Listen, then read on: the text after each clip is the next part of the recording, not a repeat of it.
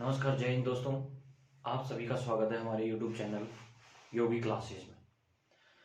दोस्तों, आज जो हम पढ़ने जा रहे हैं वो 10th क्लास की एग्ज़ाम को ध्यान में रखते हुए हम जो मॉडल पेपर सोल्व करेंगे, उसमें अगर आप पढ़कर जाओगे तो मुझे गारंटी है कि आप लगभग 100% मार्क्स ला सकते हो। तो इसमें देखो दोस्तों, आपके जो OMR शीट वाले जो क्वेश्चन आते हैं, यानी MCQ क्वेश्चन आ रहे हैं, उसमें आपको सिर्फ टिक लगाना होता है, ठीक है। और वो प्रत्येक क्वेश्चन 1 नंबर का होता है। तो उन क्वेश्चनों को हम बारी बारी से सोल्व कर रहे हैं, उनको सोल्व करके देखेंगे, तब जाके ही हमें पता चलेगा कि इसका आंसर क्या है। ठीक है दोस्तों, तो हम देखो फर्स्ट क्वेश्चन है हमारा, ठीक है। हमारे पास क्वेश्चन है 96 और 404 का जो मैसे निकालेंगे। देखिए दोस्तों, मैसे क्या चीज होती है, पहले तो आपको ये चीज का पता होना चाहिए कि मैसे क्या है। मैं आपको मैसे के बारे में बताता हूं। मैसे यानी महत्तम समापवर्तक संख्या। महत्तम का मतलब अधिक से अधिक, इसको इंग्लिश में अपन बोलते हैं HCF। HCF का मतलब क्या हुआ, देखो highest common factor, highest common, और ये हो गया फैक्टर। हाईएस्ट कॉमन फैक्टर का मतलब क्या है कि वह बड़ी से बड़ी संख्या जो दी गई संख्याओं में, मतलब दी गई संख्याओं को पूर्णतः विभाजित करे।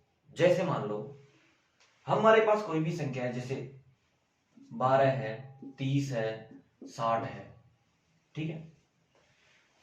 ये हमारे पास वो संख्या है कि इसका हम HCF निकालें। तो HCF निकालने के लिए वो बड़ी से बड़ी संख्या कौन है जो इन तीनों को विभाजित कर सके। जैसे मान लो अपन मानते हैं 2 मानते हैं, 2 में इसका भी जा रहा है भाग, 2 का इसमें जा रहा है, इसमें भी जा रहा है।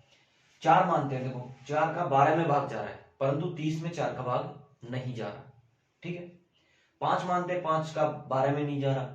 6 मानते हैं, 6 का नहीं जा रहा, 6 का 12 में भी जा रहा है, 30 में भी जा रहा है और 60 में भी जा रहा है, ठीक है दोस्तों।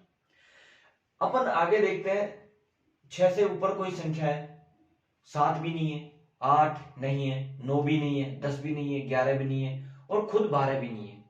अगर हम 12 से ऊपर लेते हैं तो हमारे पास ये होगा कि उस संख्या का भाग इस 12 में नहीं जाएगा, ठीक है। तो हमारे पास बड़ी से बड़ी कौन सी संख्या आई, 6 आई, यानी 6 एकम 6, 6 दूनी 12, 2 बार काट दिया। इसको 6 से काटा तो ये 5 बार कट गया, और इसको अगर 6 से काटा तो ये 10 बार कट गया। यानी 12, 30 और 60 का जो HCF हुआ, यानी हाईएस्ट कॉमन फैक्टर हुआ, वो कितना हुआ, 6। उसी प्रकार हमें जो क्वेश्चन दिया हुआ है उस संख्या का, अगर मान लो हमें दे रखा है कि 96 और 404। अभी मैंने आपको दिया था क्वेश्चन 12, 30 और 60। हम ऐसे कैसे तो अंदाज लगा सकते हैं कि भाई हमें 2 है, 4 है या 6 है, कैसे लगा सकते हैं। तो इसके हम गुणनखंड करते हैं। गुणनखंड कैसे करते हैं, देखो 2 का भाग दिया 6, फिर 2 का दिया 3, फिर 2 का दिया 1, वो 3 का दिया 1 बार, ठीक है।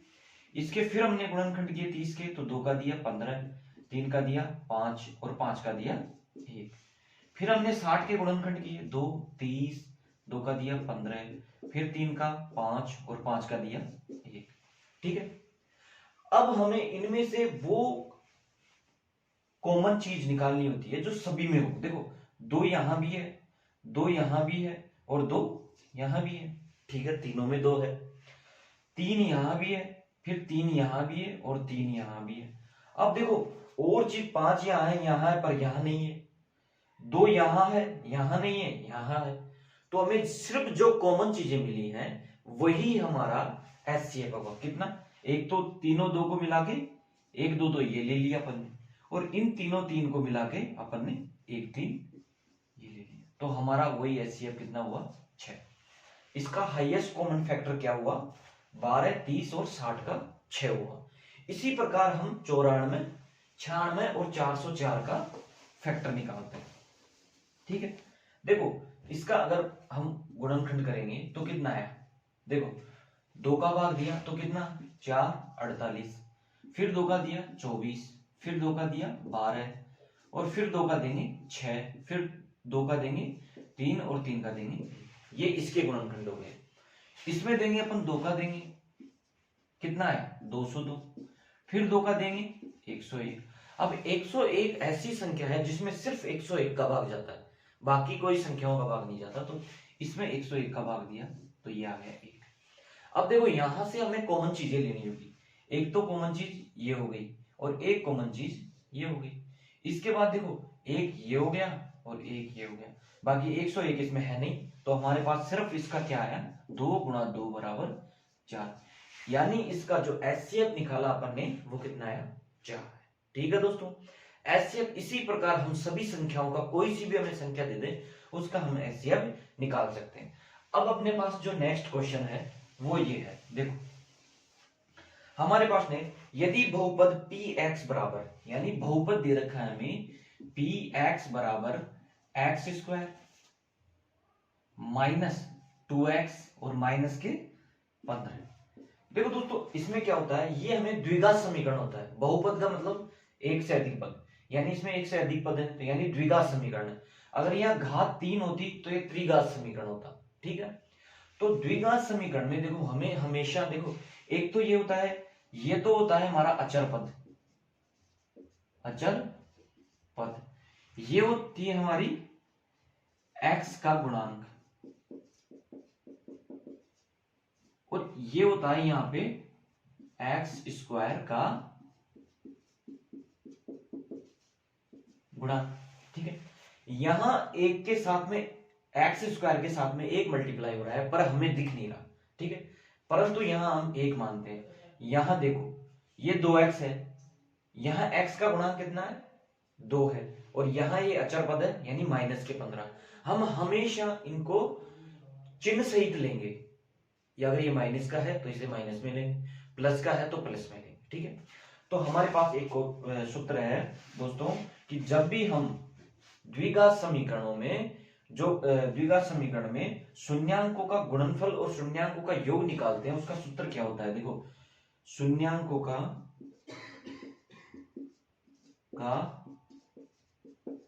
योग बराबर तो क्या होता है माइनस एक्स का गुणनफल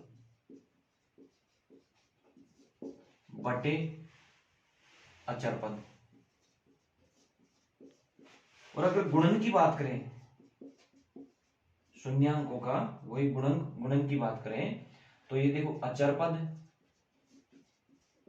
बटे एक्स स्क्वायर का गुणा, ये हमारे पास मोस्ट होता है।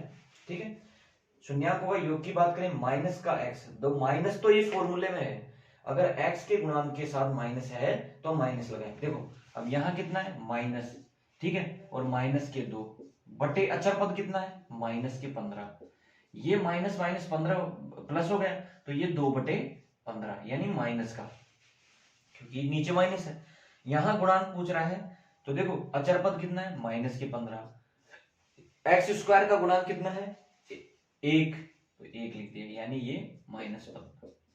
और इस सेकंड वाले क्वेश्चन में हमसे यही पूछा था। ठीक है दोस्तों, अब नेक्स्ट क्वेश्चन करते हैं। हमारा नेक्स्ट क्वेश्चन है,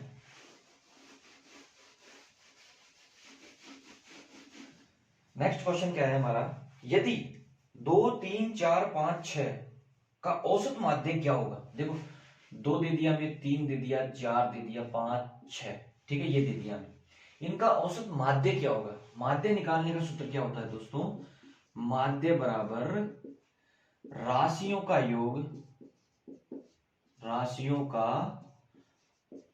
योग बटे राशियों की संख्या। अब राशियां क्या होती हैं, यहां देखो 2, 3, 4, 5, 6 ये सभी राशियां, तो राशियों का योग यानी कितना होगा, देखो 6 और 4 10, 10 और 5 15, 15 और 5 20, यानी ये कितना हुआ इनका योग कितना हुआ 20। टोटल पद कितने हैं 1 2 3 4 5, तो यानी इसमें 5 का भाग दिया। राशियों का योग बटे राशियों की संख्या, तो इसका औसत माध्य कितना आ गया 4 हमारे पास आ गया। इसी प्रकार आपको कितनी भी संख्या दे दे तो उनको जोड़कर जितनी संख्याएं दी गई हैं उसका डिवाइड कर दें तो हमें औसत माध्य मिल जाता है। ठीक है, नेक्स्ट क्वेश्चन है हमारा। अगर आपको सेशन अच्छा लग रहा हो दोस्तों तो लाइक और सब्सक्राइब जरूर करें और शेयर कमेंट जरूर करें। ठीक है, नेक्स्ट क्वेश्चन है हमारा। तो देखो हमारे पास हमें एक समीकरण दिया हुआ है 2x प्लस वाई बराबर 6, यह हमें समीकरण दिया हुआ है और हमें ऑप्शन में दे रखा है। देखो ऑप्शन हमारा है 1 2, बी ऑप्शन है हमारा 2 और 1, सी ऑप्शन है हमारा 2 और 2, और डी ऑप्शन है हमारा 1 और 1। ठीक है, देखो ऐसे क्वेश्चन को हम सीधा जब एक नंबर में पूछ रहा हो, एक ही क्वेश्चन एक नंबर का पूछ रहा हो और हमें एमसीक्यू टाइप में इसे क्वेश्चन को हल करना हो तो हमें क्या करना होगा। देखो ये वैल्यू हमेशा x की होती है, आगे वाली वैल्यू हमेशा x की होती है और ये y की होती है। इसमें भी ये x की है, ये y की है, ये वैल्यू x की है, ये y की है, ये वैल्यू x की है और ये वैल्यू y की है। ठीक है, इसमें क्या करते हैं, देखो x की वैल्यू की जगह x की वैल्यू रखते हैं और y की वैल्यू की जगह y की वैल्यू रखते हैं। अगर मान लो बराबर में 6 आ जाए, उसको सोल्व करने के बाद अगर 6 आ जाए तो वो संख्या इस समीकरण को संतुष्ट करेगी। तो देखो 2x है हमारे पास, दो x की जगह मान लो 1 रखा अपन ने, ठीक है, प्लस y की जगह 2 रखा हमने 6, तो 2 एकम 2, 2 और 2 4, यानी ये नहीं आया। ठीक है, इसके बाद अपन ये रखते हैं 2 गुणा 2 प्लस 1 बराबर 6, यानी 2 दूनी 4 प्लस 1 5, तो ये भी हमारे पास नहीं हुआ सही। अब हमारे पास 2 ये रखते हैं 2 गुणा 2 प्लस 2 बराबर 6, यानी 2 दूनी 4 प्लस 2 बराबर 6, यानी ये वैल्यू है हमारे पास जो इस समीकरण को संतुष्ट करती है। ठीक है दोस्त, ये वैल्यू इस समीकरण को संतुष्ट करती है, अर्थात हमारा आंसर ये हो जाएगा। इसके बाद अपन नेक्स्ट क्वेश्चन देखते हैं।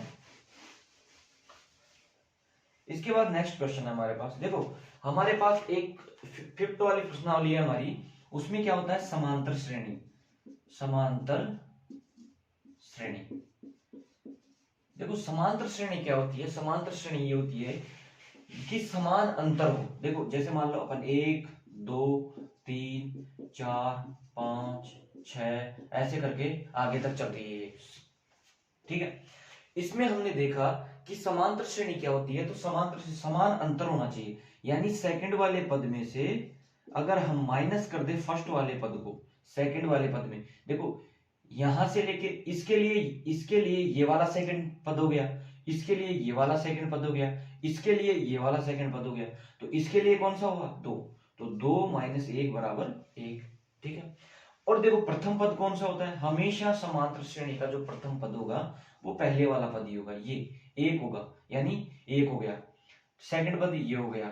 ठीक है, तो सेकंड पद में से फर्स्ट पद की हमने माइनस निकाल ली। ठीक है, यहां से नहीं देखा, अगले वाले क्वेश्चन इसके लिए ये वाला सेकंड पद है, तो यानी 3 माइनस 2 बराबर 1, यानी सेम आ रहा है, तो ये हमारे लिए क्या हो गई समांतर श्रेणी हो गई। तो इसके लिए समांतर श्रेणी का जो प्रथम पद था वो तो ये हो गया। सार्वंतर अंतर यानी सार्वंतर कितना था, सेकंड वाले पद में से फर्स्ट वाले पद की माइनस निकालने पर जो अंतर आ रहा है वही क्या है सार्व अंतर, यानी डी। ठीक है दोस्तों, तो हमारे पास क्वेश्चन पूछा है इसमें क्वेश्चन क्या पूछा है, क्वेश्चन दिया है हमें यदि एपी का प्रथम पद और हमें कभी भी अगर वो बनानी पड़े, हमें समांतर श्रेणी बनानी पड़े, तो देखो ए प्लस डी, ए प्लस 2d, ए प्लस 3d, ऐसे करके अनंत तक भी हम समांतर श्रेणी बना सकते हैं। तो देखो ये तो हो गया प्रथम पद, तो हमें प्रथम पद दे रखा है क्या 6, सार्वंतर क्या दे रखा है यानी डी हमें दे रखा है 3, तो देखो प्रथम पद a बराबर दे रखा है 6 और d बराबर दे रखा है 3, तो हम ये मान इसमें रखते जाएंगे और समांतर श्रेणी बनती जाएगी। तो देखो 6, तो 6 प्लस 3, फिर 6 प्लस 2 गुणा 3, फिर 6 प्लस 3 गुणा 3, देखो मैंने डी की जगह डी का मान रख दिया है, ठीक है। तो यहां से 6 आ गया, ये 9 आ गया, ये 6 प्लस ये कितना हो गया, 3 दूनी 6, 6 और 6 12 हो गया, ये 12 हो गया, फिर यहां से ये 15 हो गया, ठीक है। फिर आगे चलता गया। तो इसी प्रकार हमारी जो समांतर श्रेणी बनी वो ये बनी। देखो इसमें से भी अगर डी निकालना चाहिए तो सेकंड वाले पद 9 माइनस 6 बराबर 3, अगर 12 में से 9 गया तो बराबर 3, यानी अंतर समान आ रहा है, तो हमारे पास ये सार्वंतर यानी समांतर श्रेणी कहलाएगी। तो हमारे पास ये क्या है, एक समांतर श्रेणी है, ठीक है। इसी प्रकार हमें नेक्स्ट क्वेश्चन दिया हुआ है।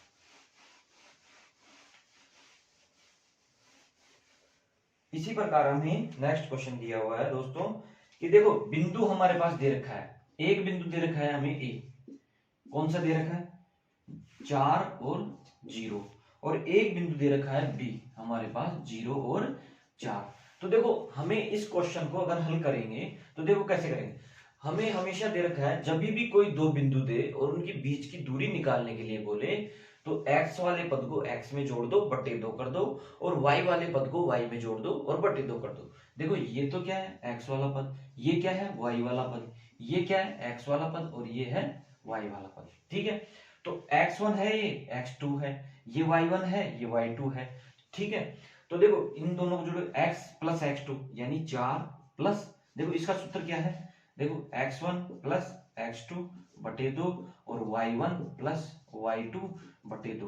तो देखो x1 कितना है 4 प्लस 0 बटे 2, और यहाँ क्या है 0 प्लस 4 बटे 2। देखो मैंने मन से नहीं लिख रहा है, हमें हमें दे रखा है कि ए पॉइंट ये है, बी पॉइंट ये है, ठीक है। हमने पुट की वैल्यू पुट करने के बाद देखो 0 4 में 0 जोड़ेंगे तो 4 आएगा, और 4 को 2 से काटेंगे तो कितना आएगा 2, ठीक है। यहाँ भी 4 को 2 से काटेंगे तो कितना आएगा 2। तो हमारी जो इनकी दूरी जो हमारे पास आया मध्य बिंदु आया वो कितना है 2 और 2, ठीक है दोस्तों। ये x की वैल्यू हो गई और ये y की वैल्यू, ठीक है। उसी प्रकार हमारा नेक्स्ट क्वेश्चन है, देखो नेक्स्ट क्वेश्चन हमें क्या दे रखा है, इस पेपर को अगर आप सोल्व करके जाते हो, इस पेपर को पूरा देख के जाते हो तो गारंटी के साथ कहते हैं कि आप 100 में से 100 नंबर लाओगे, ठीक है। संख्या चेंज होती है इसकी कोई बात नहीं, ठीक है। अब हमें दे रखा है, देखो मैं आपको पहले कुछ चीजें समझाता हूं। हमारी एक प्रश्नावली है जिसमें हमें एक समकोण त्रिभुज के बारे में समझाया गया देखो समकोण त्रिभुज क्या होता है, समकोण त्रिभुज इस प्रकार का एक त्रिभुज होता है, ठीक है। इसमें जो एक कोण होता है वो 90 डिग्री का होता है, बाकी देखो त्रिभुज के तीनों कोणों का योग कितना होता है, त्रिभुज के तीनों कोणों का योग बराबर 180 डिग्री, ठीक है। त्रिभुज के तीनों कोणों का योग 180 डिग्री होता है। हम इस भुजा को A मान लेते हैं, इसको B मान लेते हैं, यहाँ C मान लेते हैं। एक कोण 90 डिग्री होगा, समकोण त्रिभुज में एक कोण 90 डिग्री होगा, और बाकी कोण जो 90 में से डिवाइड होंगे, ये 30 का हो सकता है, ये 60 का हो सकता है, या फिर दोनों 45 के भी हो सकते हैं रेयर केस में, ठीक है। देखो हमारे पास ये भुजा जो होती है 90 डिग्री के सामने वाली भुजा हमेशा कर्ण कहलाती है, और 90 डिग्री के जो आधार, ये आधार भुजा हो गई, और ये हो गई हमारी ये लंब भुजा होगी, ठीक है।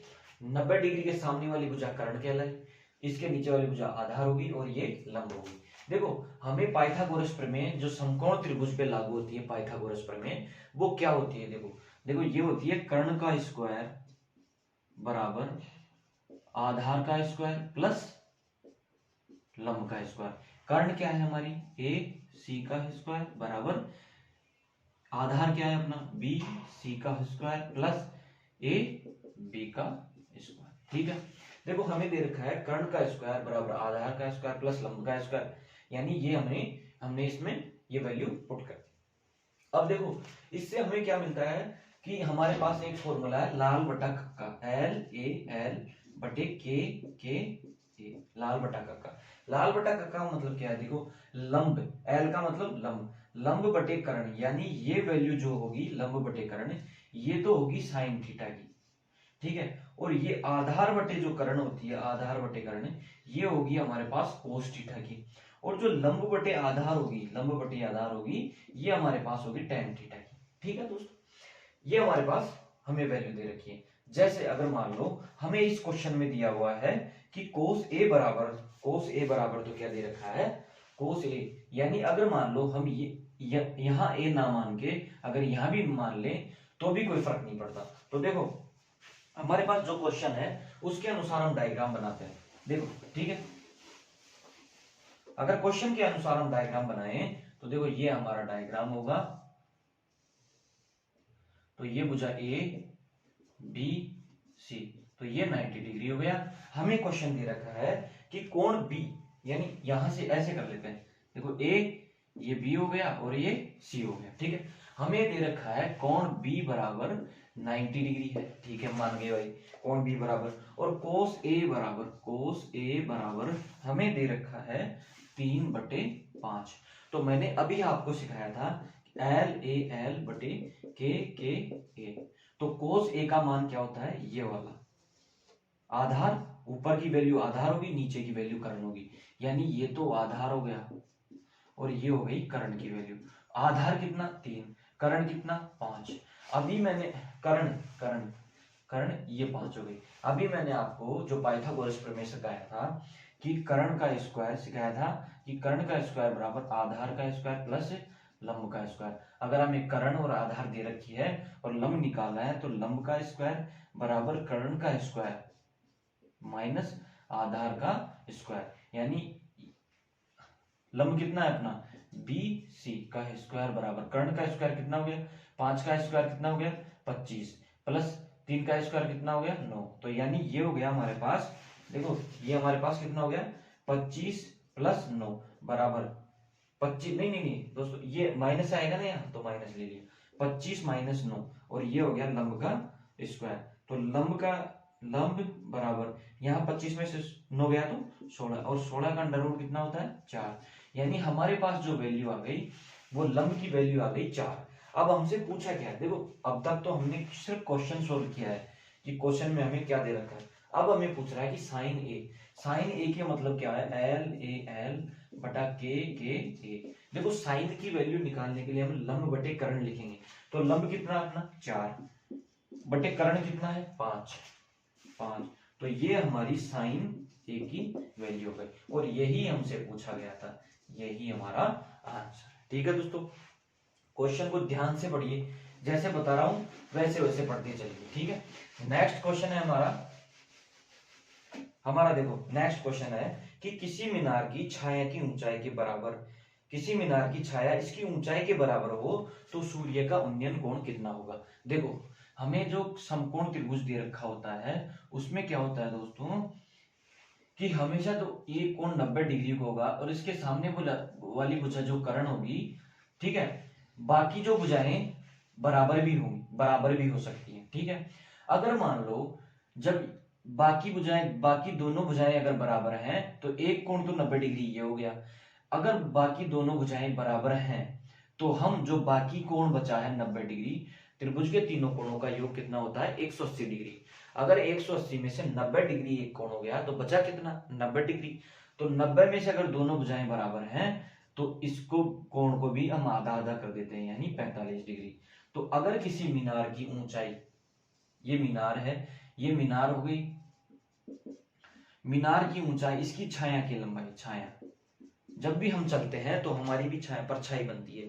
सूर्य जितना अपने ऊपर आता रहता है, देखो अपन दोपहर के टाइम पे जब सूर्य अपने सिर के ऊपर होता है तो अपनी जो छाया परछाई है उसकी लंबाई बिल्कुल जीरो हो जाती है। ठीक है दोस्तों, उसी प्रकार देखो एक मीनार है, मीनार की ऊंचाई उसकी छाया के बराबर है तो कोण कितना होगा, तो दोनों कोण 45 डिग्री के होंगे। ठीक है, तो ये दोनों कोण भी कितने हुए 45 डिग्री के हुए। हमारा नेक्स्ट क्वेश्चन है, ठीक है, किसी वृत्त के व्यास के सिरों पर खींची गई स्पर्श रेखाएं आपस में समांतर होती है। देखो हम कैसे समझ सकते हैं इस चीज को कि जैसे मान लो ये हमारे पास एक गोला है, यानी वृत्त है ये, ठीक है, ये हमारे पास वृत्त है, ये जो मिड पॉइंट होता है ये इसका केंद्र होता है, और देखो केंद्र से जाने वाली रेखा जो परिधि को परिधि में लाए, वह भुजा जो केंद्र से होकर गुजरे और परिधि को परिधि से मिलाए। देखो यहां से ये परिधि चालू हुई, यहां तक केंद्र तक आई और यहां से यहां तक, तो ये भुजा हमारी व्यास कहलाती है। और हमें क्वेश्चन दिया हुआ है कि व्यास के सिरों पर खींची गई स्पर्श रेखा हमेशा समांतर होती है। तो देखो ये पॉइंट से अगर हम स्पर्श रेखा खींचते हैं ये वाली, तो ये हमेशा क्या होंगी, समांतर होंगी। ठीक है दोस्तों, ठीक है, ठीक है दोस्तों। तो हमेशा हम ये कहेंगे कि व्यास के सिरों पर खींची गई स्पर्श रेखाएं हमेशा दोनों स्पर्श रेखाएं क्या होती है, समांतर होती है। ठीक है, हमारा नेक्स्ट क्वेश्चन है, देखो नेक्स्ट क्वेश्चन क्या कह रखा है कि 7 सेंटीमीटर वाले एक घनाकार ब्लॉक के ऊपर एक अर्धगोला रखा हुआ, अर्धगोले का अधिकतम व्यास कितना होता है। देखो हाँ, आपको चित्र में दिखा रहा है कि अर्धगोला उसके ऊपर तक आएगा, तो उसकी एक भुजा कितनी है, 7 सेंटीमीटर, और जो घनाकार होता है, घन की प्रत्येक भुजा समान होती है। ठीक है, तो इसी प्रकार जैसे आपको दिखाया गया है, तो उसी प्रकार ये जो घन की भुजा कितनी है, 7 सेंटीमीटर, तो घन की भुजा अगर 7 सेंटीमीटर है, तो इसका जो गोला है, गोले का अधिकतम व्यास बराबर 7 सेंटीमीटर होगा। अगर त्रिज्या की बात करता है तो त्रिज्या हमेशा व्यास बटे 2, यानी 7 बटे 2, 3.5, यही हमारा आंसर होगा। यानी देखो ये आंसर हमें पूछा गया है कि घन की भुजा अगर 7 सेंटीमीटर है तो गोले का अधिकतम व्यास कितना होगा, तो भुजा के बराबर ही हमेशा गोले का व्यास होगा। ठीक है, अब हमारा नेक्स्ट क्वेश्चन है, देखो नेक्स्ट क्वेश्चन हमारा, नेक्स्ट क्वेश्चन हमें दे रखा है एक वृत्त के प्रत्येक चतुर्थांश के कोण का मान क्या होगा। देखो एक वृत्त है हमारे पास, देखो वृत्त, ये हमारे पास वृत्त है, वृत्त का मैंने अभी बताया था आपको केंद्र बिंदु, ये हमारी त्रिज्या हो गई। त्रिज्या को अगर परिधि को परिधि से मिला दिया, दो त्रिज्याएं अगर आपस में मिलती हैं तो वो व्यास ही कहलाता है। ठीक है, ये हमें दे रखा है। तो देखो यहां से अगर मान लो अपन एक त्रिज्या ये और एक त्रिज्या ये, तो देखो ये वृत्त 4 भागों में बट गया। और देखो एक वृत्त, एक सर्कल अगर कोई पूरा करता है तो उसका जो टोटल एंगल होता है वो 360 डिग्री होता है। एक सर्कल का जो एंगल होगा वो हमेशा 360 डिग्री होगा। अब हमने इसको 4 चतुर्थांशों में बांट दिया, ये हो गया फर्स्ट, ये हो गया सेकंड, ये हो गया थर्ड और ये हो गया फोर्थ। तो देखो अगर हमने वृत्त को 4 चतुर्थांशों में बांटा है तो इसके एंगल को भी हम 4 चतुर्थांशों में बांट देंगे, तो 4 से डिवाइड करेंगे तो ये हो गया 90 डिग्री। अगर फिर मान लो हमने इसको जैसे यहां की अगर एक लाइन और खींच दी हमने, तो देखो अगर ये सेम होगा, सारे भाग सारे पार्ट अगर सेम है तो हम यहाँ 6 से भाग देकर के हमारा जो आंसर है वो फाइंड कर सकते हैं। ठीक है, अब इसके बाद हमारा नेक्स्ट क्वेश्चन है, देखो पासे वाला, जब हमारे पास देखो पासे का जब भी क्वेश्चन आता है, पासा यानी घन, पासा क्या होता है, एक घन के समान ही होता है। देखो ये हमारा एक पासा है, मान लो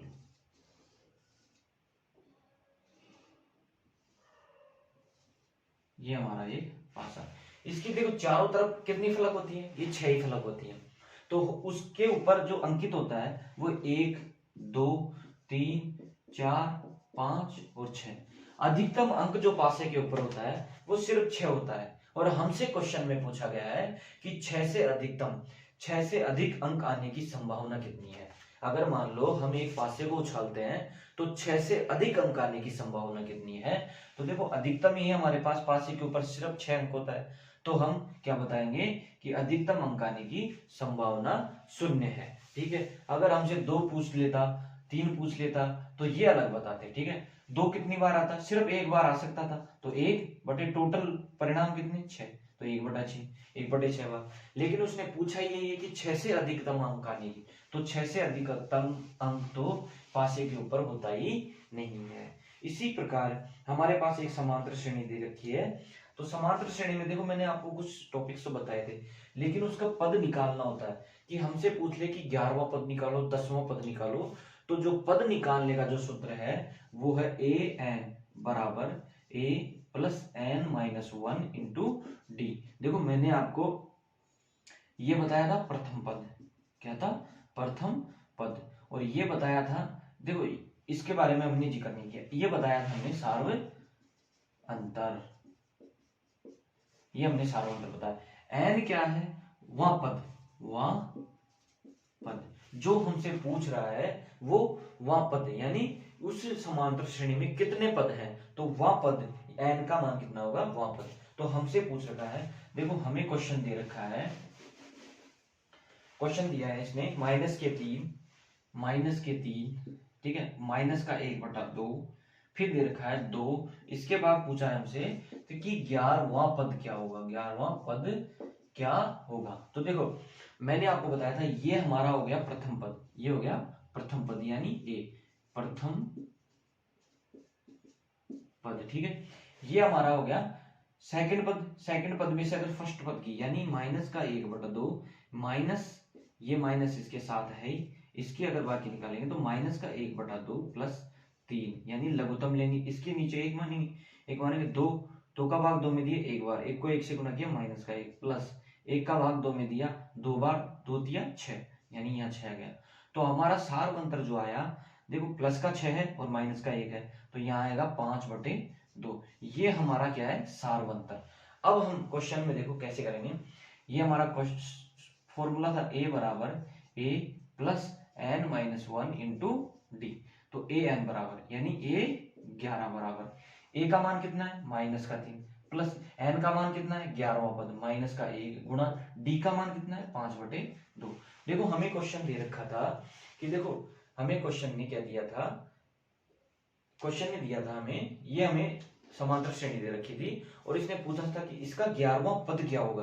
तो 11वां पद निकालने के लिए हमने ये फॉर्मूला लगाया, फॉर्मूले में a का मान पुट किया n-1 और इंटू डी का मान 5/2 हमने यहां से निकाला। तो देखो ये तो हो गया -3 प्लस ये कितना हो गया 10, 11 में से गया तो 10 गुणा 5/2, अगर 2 से इसको काटेंगे 5 बार तो 5×5 = 25 यानी -3 प्लस का 25। तो यहाँ से जब प्लस के 25 में से -3 जाएगा तो हमारे पास जो आंसर आएगा वो 22 हमारा ये आंसर होगा, अर्थात इस समांतर श्रेणी का जो 11वां पद होगा वो होगा 22, ठीक है। नेक्स्ट क्वेश्चन है हमारे, देखो ये तो आपके जो क्वेश्चन आते हैं वो फर्स्ट क्वेश्चन में आए थे। अब सेकंड क्वेश्चन हमारा स्टार्ट होता है। जो सेकंड क्वेश्चन में हमें जो खाली स्थान होते हैं यानी रिक्त स्थान भरने होते हैं, रिक्त स्थान हमें भरने होते हैं, रिक्त स्थान भरने होते हैं। तो हमें क्या दे रखा है, देखो एक समांतर श्रेणी दे रखी है, समांतर श्रेणी है 3 1 -1 -3 ऐसे करके दे रखा है और इसमें हमसे पूछा है कि इसका प्रथम पद बताओ a बराबर क्या होगा और सार्व अंतर d यानी सार्व अंतर क्या होगा, ये प्रथम पद पूछ रहा है, प्रथम पद, ठीक है। तो देखो सार्व अंतर क्या है, प्रथम पद क्या है, मैंने अभी आपको बताया था जो पहला पद होता है वही हमारा प्रथम पद यानी 3 हो गया। सार्व अंतर क्या है, सेकंड पद यानी सेकंड पद में से फर्स्ट पद की अगर माइनस निकालेंगे तो सेकंड पद कितना 1 -3 बराबर -2, अर्थात ये और ये तो हमारा हो गया प्रथम पद और ये -2 हो गया हमारा सार्व अंतर, ठीक है। फिर हमारा नेक्स्ट क्वेश्चन है, देखो मैंने एक बार आपको टेबल बनवाई थी सर, देखो इसमें से देखो कि हमें दे रखा है, देखो क्वेश्चन पूछ रहा है cos square 60 degree plus sine square 60 degree, इसका मान क्या होगा। देखो कोस स्क्वायर जो 60 डिग्री होता है उसका मान कितना होता है 1/2 यानी 1/2 का whole square plus sine square sine 60 का मान कितना होता है √3/2 और इसका स्क्वायर कर देंगे, ठीक है, क्योंकि हमें स्क्वायर दे रखा है। तो ये तो हो गया 1/4 प्लस ये हो गया 3/4, अगर हम लघुत्तम लेंगे तो क्या आएगा 4 से 4 कट गया 1 प्लस 4 से यहाँ 4 में भाग देंगे एक बार, 1 को गुणा 3 से करेंगे तो 3, तो यानी यहाँ कितना है 4/4 काटा, तो हमारे पास इस क्वेश्चन का जो हमारे पास आंसर आया वो क्या था 1, ठीक है। यानी cos square 60 degree plus sine square 60 degree का मान कितना आया, हमारे पास आया 1। अब फिर हमारा नेक्स्ट क्वेश्चन है, एक शंकु की त्रिज्या 6 सेंटीमीटर व ऊंचाई 8 सेंटीमीटर है, शंकु की तिर्यक ऊंचाई क्या होगी। देखो हमारे पास क्वेश्चन दे रखा है, शंकु हमारे पास कैसा होता है, देखो ये हमारे पास शंकु है,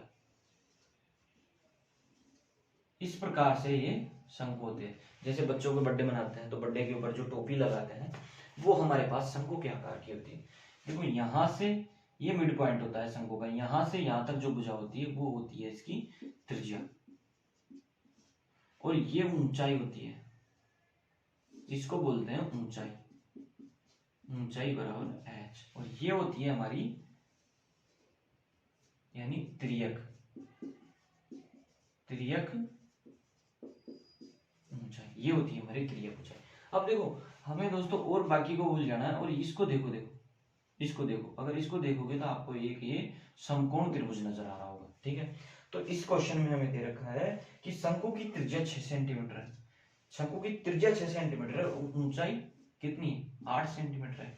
तो इसकी त्रियक ऊंचाई की बात करता है तो देखो यही वही फॉर्मूला लगाओ, कर्ण का स्क्वायर बराबर आधार का स्क्वायर प्लस लंब का स्क्वायर। तो कर्ण का स्क्वायर कितना, कुछ नहीं है हमारे पास दे रखा है, तो कर्ण का स्क्वायर बराबर आधार कितना है हमारे पास 6 का स्क्वायर प्लस लंब कितना है हमारे पास 8 का स्क्वायर। तो ये हो गया 36 प्लस ये हो गया 64, टोटल कितना हो गया 100 बराबर कर्ण का स्क्वायर, कर्ण का स्क्वायर चल ही रहा है दोस्तों, ठीक है। अगर कर्ण का मान निकालेंगे तो कर्ण बराबर यानी √100 बराबर 100 का वर्गमूल कितना होता है 10। तो हमारे पास जो भुजा आई यानी कर्ण भुजा, कर्ण का मतलब ही क्या था त्रियक ऊंचाई, अर्थात शंकु की त्रियक ऊंचाई कितनी आई हमारे पास, शंकु की त्रियक ऊंचाई आई 10 सेंटीमीटर, और हमसे यही क्वेश्चन में हमसे पूछा गया, ठीक है। इसके बाद हमारे पास नेक्स्ट क्वेश्चन क्या है, देखो वर्गीकृत आंकड़ों का जो माध्य ज्ञात करते हैं हमारे पास, देखो पहले माध्य के ज्ञात करने के लिए, माध्य ज्ञात करने के लिए हमें पहले तो क्या करना पड़ता है दोस्तों, जो भी हमें डिजिट दी हुई है उसको हम आरोही क्रम में, देखो आरोही क्रम, और एक होता है अवरोही क्रम, अवरोही क्रम। तो देखो हम पहचानेंगे कैसे कि आरोही क्रम क्या होता है, अवरोही जब हम संख्या को छोटी संख्या से बड़ी संख्या की ओर ले जाते हैं, जब भी हम छोटी संख्या, शुरुआत में छोटी संख्या लिखते हैं और फिर बड़ी संख्या लिखते जाते हैं, छोटी संख्या से बड़ी संख्या की ओर जाते हैं, तो वो होता है हमारा आरोही क्रम। जैसे 1 2 3 4 5 और 6 तक लिख दिया हमने। फिर अवरोही का मतलब क्या होता है कि हम बड़ी संख्या से छोटी संख्या की ओर आते हैं, यानी 6 5 4 3 2 1। इसी प्रकार होता है, देखो यहाँ अंक 3 है तो यानी छोटी संख्या, यानी छोटी संख्या के बड़ी की ओर, यहाँ 4 अंक है यानी बड़ी संख्या, इससे तो बड़ी संख्या है 4, इससे ज्यादा अंक आ रहे हैं तो यानी बड़ी संख्या से छोटी संख्या की ओर। इस प्रकार हम याद रखते हैं। अब माध्य निकालते हैं तो माध्य के लिए पहले ये निकालते हैं, फिर उसकी संचय बारंबारता निकालते हैं और बारंबारता निकालते हैं। उसके लिए जब जो हमारे पास फॉर्मूला है L प्लस कोष्टक n/2 माइनस के CF बटे F गुणा H, ये हमारे पास फॉर्मूला है। इस फॉर्मूले में जब भी हम वैल्यू पुट करेंगे तो हमारे पास क्या आएगा, माध्यक निकल कर आ जाएगा, ठीक है दोस्तों। नेक्स्ट क्वेश्चन हमारा, देखो ये हमारे पास फॉर्मूला है।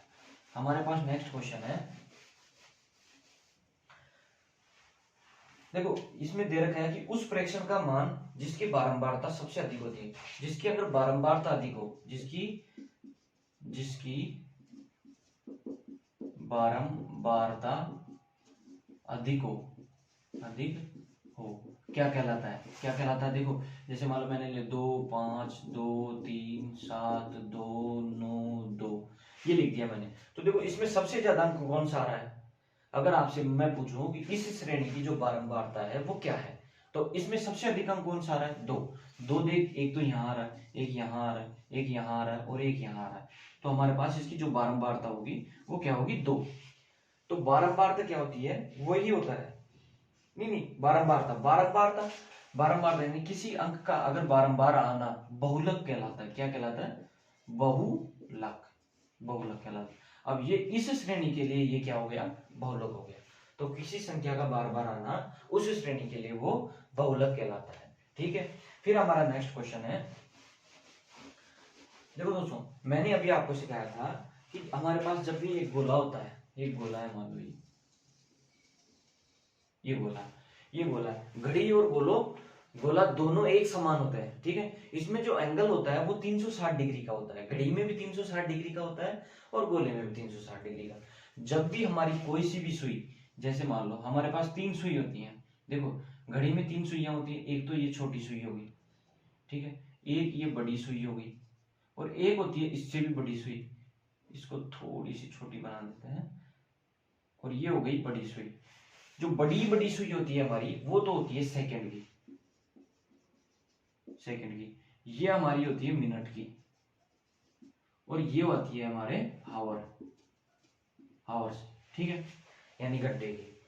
तो देखो इसमें क्या होता है, जब ये एक बड़ी सुई, सबसे बड़ी सुई जब एक चक्कर पूरा करती है तो ये एक सेकंड में 360 डिग्री का कोण बनाती है, ठीक है। जब उससे छोटी जो मिनट वाली सुई है ये एक चक्कर पूरा कर लेती है, तो ये 60 मिनट में 360 डिग्री का कोण बनाती है, ठीक है। ये ये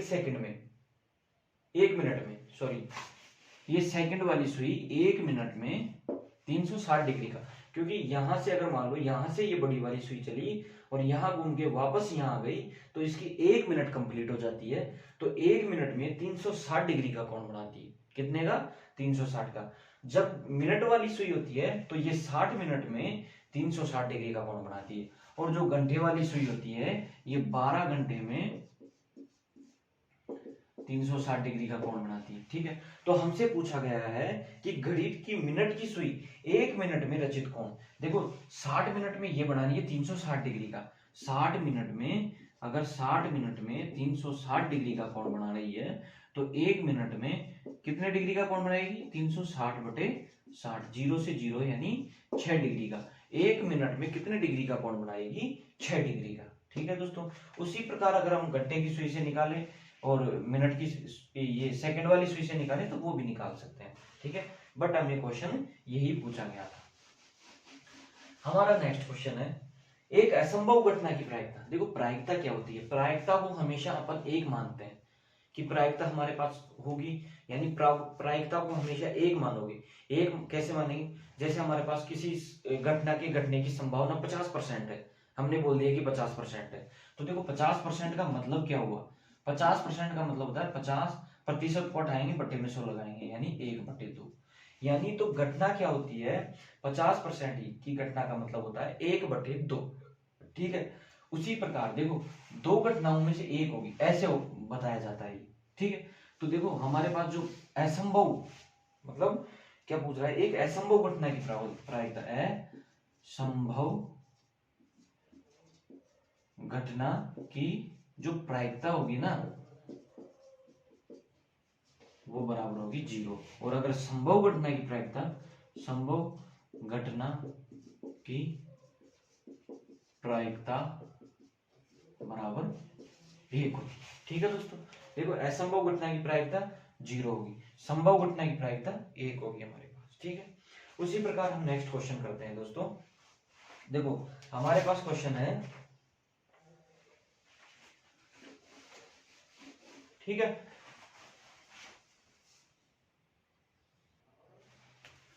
ठीक है दोस्तों, हमने जो ये क्वेश्चन किए हैं ये बहुत ही इंपॉर्टेंट है। देखो दोस्तों, डिजिट की तो मैं कह नहीं सकता कि संख्या वही आए, पर जो हमारा मेथड रहेगा वो सेम टू सेम यही रहेगा। पेपर करने का मेथड भी यही रहेगा दोस्तों। अगर आप इस वीडियो को देखकर जाते हो और इसके बाद जो 2 वीडियो बनेंगी, और यानी 3 वीडियो में आपके पूरे 100 नंबर कैलकुलेट हो जाएंगे दोस्तों, ठीक है। धन्यवाद। सेशन अच्छा लगा हो तो लाइक और सब्सक्राइब जरूर करें। Thank you. जय हिंद दोस्तों।